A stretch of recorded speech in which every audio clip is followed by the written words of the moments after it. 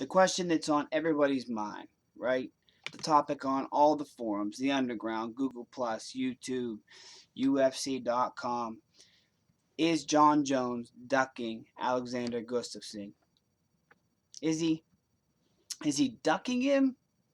I don't think so. I don't think that he is. What he's doing is asking for a change of opponent, a change in opponent. He believes it's his career, and he would like to fight Daniel. He would like to compete with Daniel Cormier rather than give Alexander Gustafsson, whom I believe won that fight.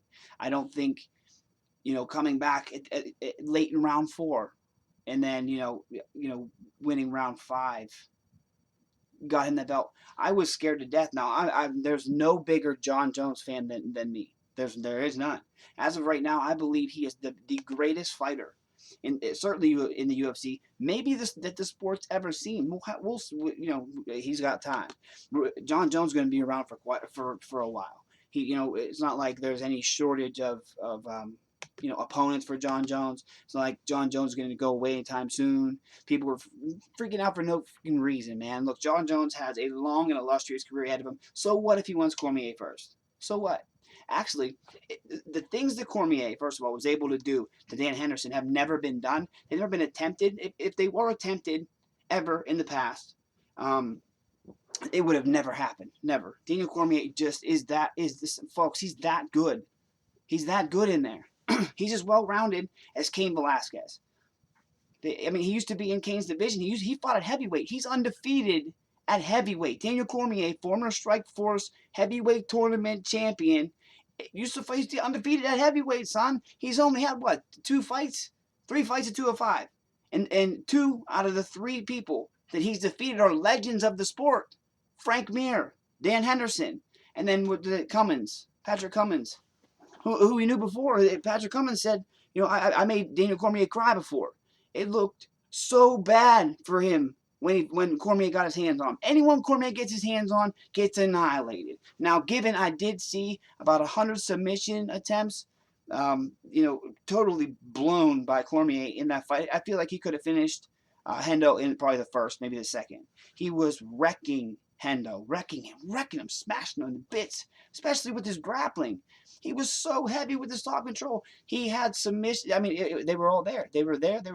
And I have, my girl Jackie, who knows a little something about grappling, but not, she's not no black belt. And she's screaming, there's an armbar, there's a Kimura. Why is he just laying on him? I agree with her. I think that fight could have been finished sooner. He just beat the fuck out of him for longer and eventually did finish by rear naked choke in the 3rd. Last time I saw it happen to Dan Henderson, it was Anderson Silva, who, by the way, check my last video, called out my boy Nick Diaz, and please, UFC, well, that's a must. If that's true, and it's not a fluke made up by the media, not some bullshit, the UFC will make that happen.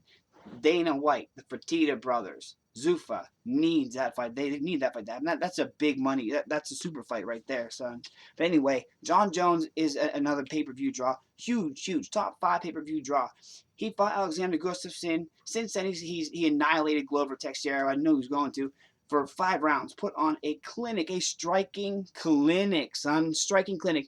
Everybody thought if Jon Jones does one thing, if he does what he does best, fight at range, use that 80 fucking ridiculous range, and pick and poke from the outside, use his takedowns, use his wrestling in reverse. He got to the inside with Glover and destroyed him in Glover's range.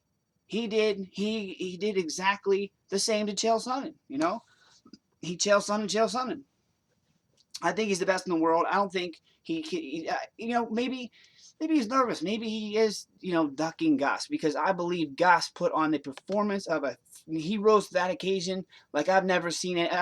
Not even TJ Dillashaw. No, I can't. I was going to do it. You heard me. I was going to do it. I was going to say not even TJ Dillashaw rose to the occasion all like that. But yes, he did. Oh, he did. I'd be lying. But anyway, is Jones ducking Alexander the Mauler Gustafsson? Keep in mind, last time they fought, he was taken down for the first time. Jones was taken down for the first time in his career. I counted twice. UFC.com says once. I guess they don't count trip takedowns for some fucking reason, because it did happen twice. But They were each scored one. They were each awarded one takedown on the scorecards, and Jon Jones somehow. I think one judge scored it 49-46, meaning that Gustafsson only won one round. I had Gus winning. One is up in the air. That's the closest round to me. 2 and 3 are Alexander Gustafsson, man.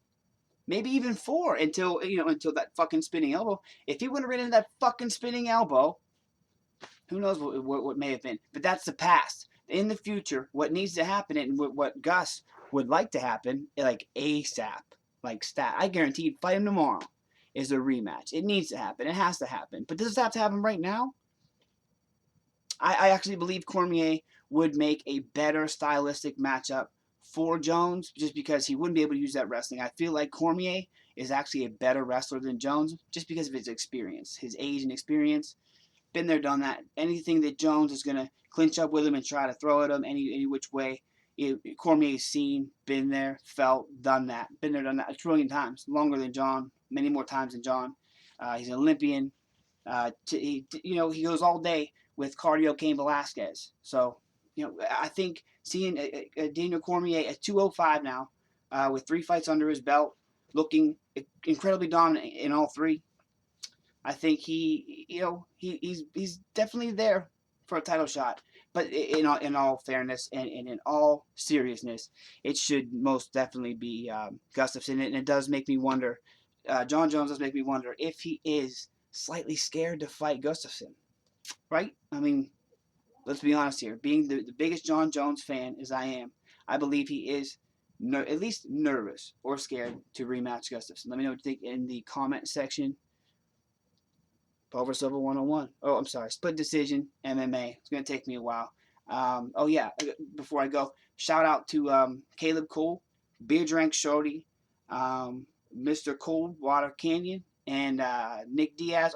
And Chael Sonnen, the gangster from West Lynn. What's up, Chael? Thank you, Nick. Thank you, Beer Drank Shorty. What's up, Caleb Cole and Mr. Cole? Been there since day one. Dude's awesome. Check them all out.